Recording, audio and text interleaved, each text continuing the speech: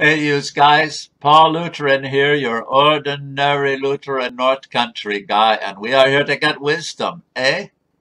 We are going to look today at Proverbs chapter 30. There's just one more after this. And so if you've been here the whole time, you must have a lot of endurance to listen to that much of Paul Lutheran.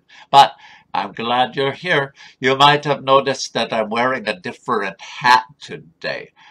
Don't worry now. This actually has something to do with the passage that I'm going to read.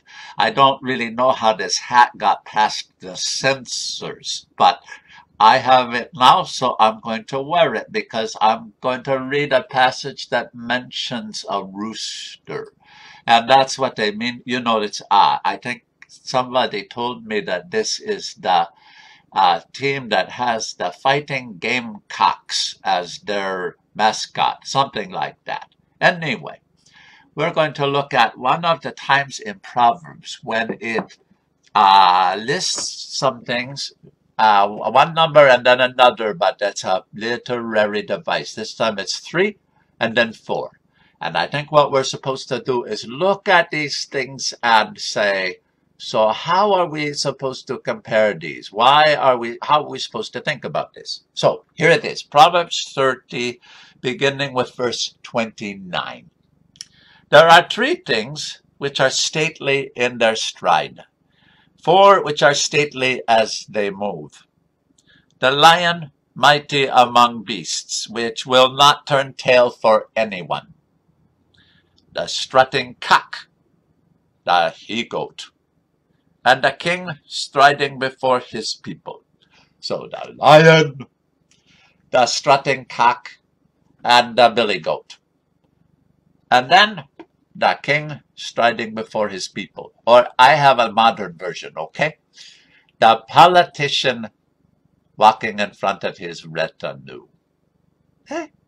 So I could be wrong about this. But I think when we compare these things, the writer wants us to look at the king or the ruler or the politician and say, does this person have the regalness of a lion or of a rooster or of a billie-goat?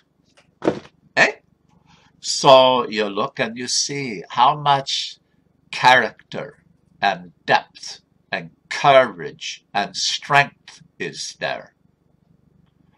And sometimes after they have been ruling for a while or in office for a while, they begin to show that they're really more like the rooster or like the billie-goat. Now, I don't know, maybe billie-goats really do look stately when they are strutting around. I think a gap in my education. I don't think I've ever seen that.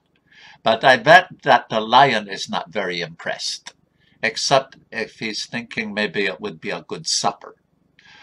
And I bet that the rooster is not impressive to the lion, except maybe as a mid-afternoon snack.